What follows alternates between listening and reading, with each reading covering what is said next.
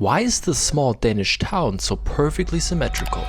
This is Christiansfeld, a town founded as a religious utopia and part of a global network established by the first Protestant missionaries. Today we're exploring this UNESCO World Heritage site and whether it's worth a visit. Its founders belonged to the Moravian Church, a Protestant movement descended from the followers of the Czech reformer Jan Hus. Forced to flee religious persecution, the Moravians built a global network of settlements and missions.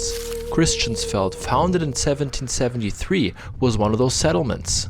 One of the first things you notice upon entering is its strict symmetrical layout. The architecture is equally uniform. Rows of simple 1- and 2-story yellow brick buildings with red-tiled roofs line the streets, reflecting the Moravian ideals of order, modesty, and equality.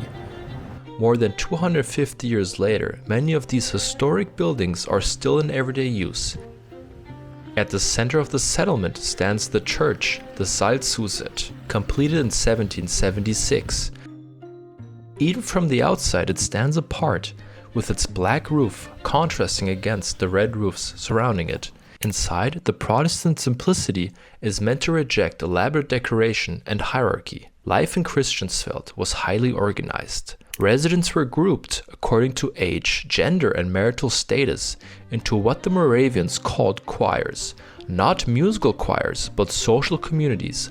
Unmarried men and women lived apart from each other in different houses. This was the brothers' house, where unmarried men lived, worked, and were educated.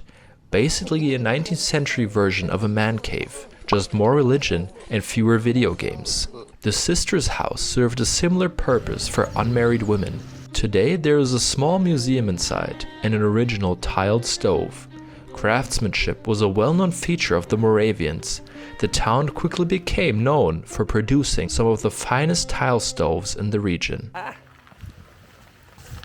One delicacy from the town's earliest days still survives: the famous honey cakes, honingkager, which are still baked today. But the most striking place in Christiansfeld is its cemetery, known as God's Acre, or Gudsageeren.